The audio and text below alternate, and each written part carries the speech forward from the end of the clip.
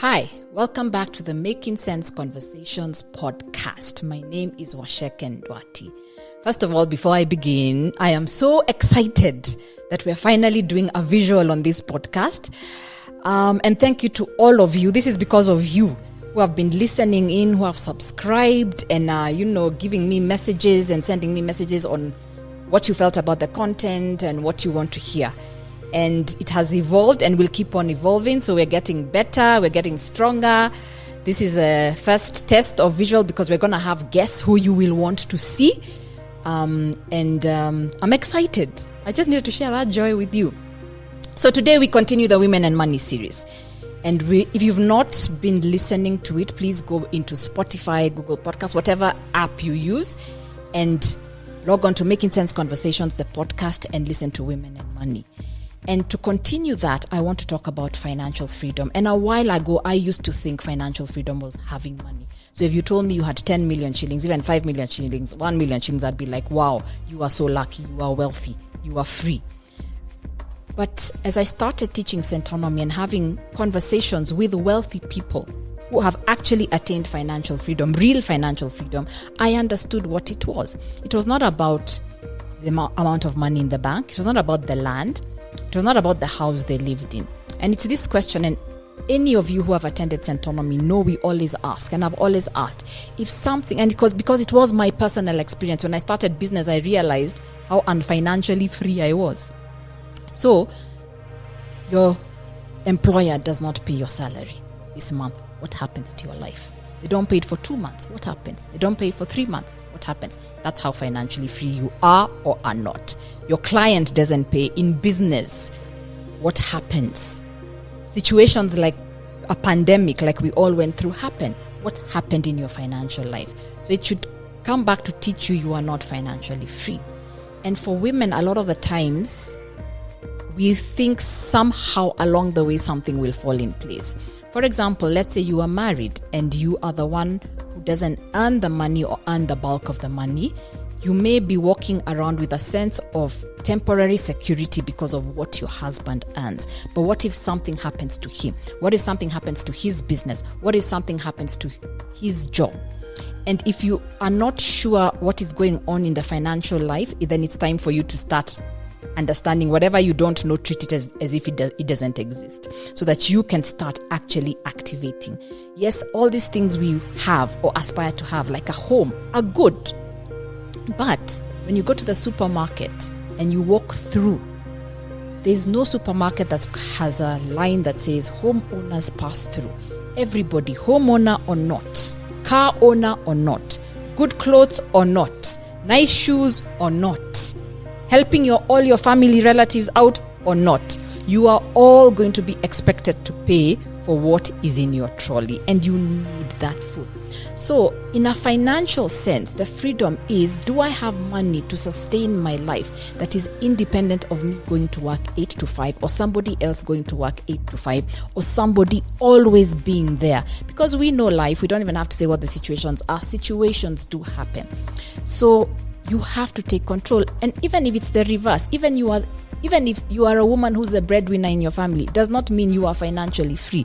Again, what happens to your family if you do not have that income?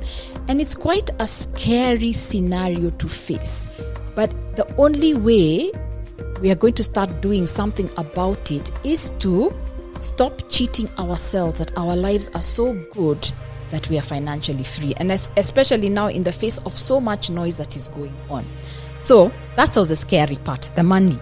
And if you want to hear more, you must come for the Women and Money event on December 6th. So because we're talking about the exhaustion and leading up all the way to financial freedom.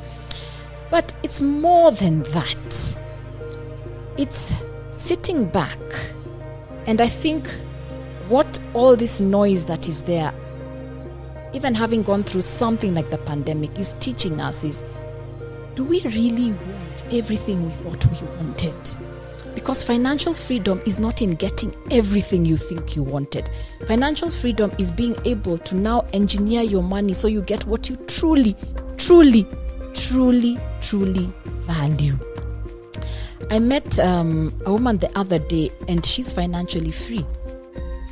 But she moved from her big house into a very small cottage and sold her big house, put that money in treasury bonds. The value is giving her cash flow that is adequate for her to survive on a monthly basis, and she's able to now comfortably pay her son's school fees. He's gone to university. She left the lifestyle of I have to live in this certain neighborhood, I have to drive this certain car. And not only that, she's my hero because then she also gets to travel, which she's always wanted to do. So when I look at her, you may look at her in asset-wise, cash-wise, she may not have as much as some of you, or some of you aspire to have, but she's content.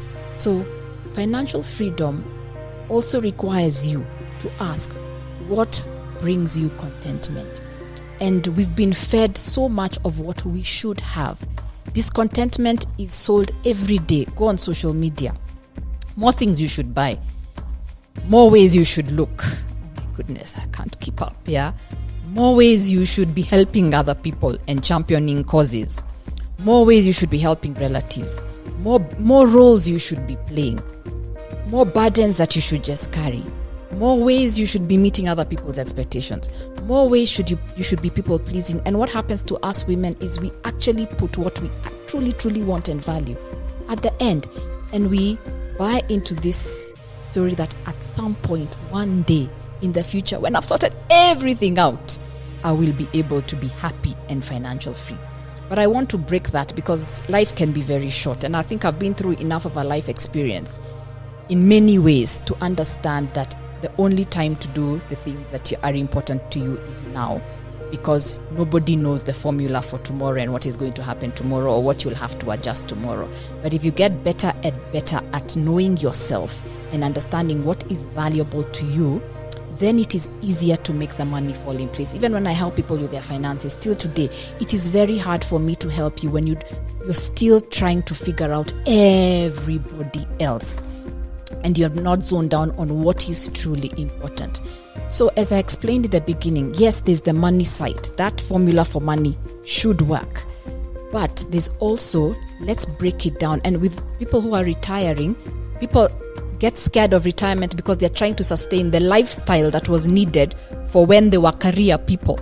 But that's not what retirement should be about. Retirement is, have you decided truly in this season of your life? And different seasons have different things. When you're in your 30s, certain things may be important. When you're in your 50s, that may no longer be important, but you have other things like health and etc. that are more important. For your season in life and how you've come to know yourself, what is important? So that's the true journey. So start sitting with yourself, and I hope you're going to join us on December 6th. Yeah, just check our social media platforms for the details on that event, because this is really we want to investigate who you are inside, what's holding you back inside, and then truly removing the distractions that have been with your money, that have been making you actually plan money in the wrong direction. Especially now with economy and everything, we don't have time to go or resources to go in the wrong direction. Yeah. But lastly, does freedom come at a price? Unfortunately, yes. Unfortunately, it does. With money, of course, you're gonna have to get disciplined in one area to allow for freedom for another area. You may have to cut spending in one area to allow for spending in another area. You won't be able to spend it all or to have it all. So the price comes in making choices. But also, like the story about the lady I've given you, look at her choices. Look at her choices. It came with a sacrifice. Everybody was like, oh, how can you leave that big, nice house of yours? Yeah? So when you're really understanding what freedom, because this is really about you getting to a place in your life where you have understood who you are and you're stepping into your whole self and understanding, to be my whole self, what does it take?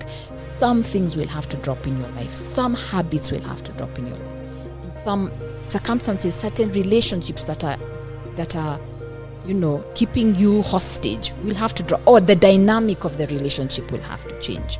The way you thought you should raise your kids will have to change. What you thought you should have will have to change. The aspirations you thought were yours but really were actually Sometimes it's way back. It's your parents who told you should be XYZ and have XYZ. Will have to change.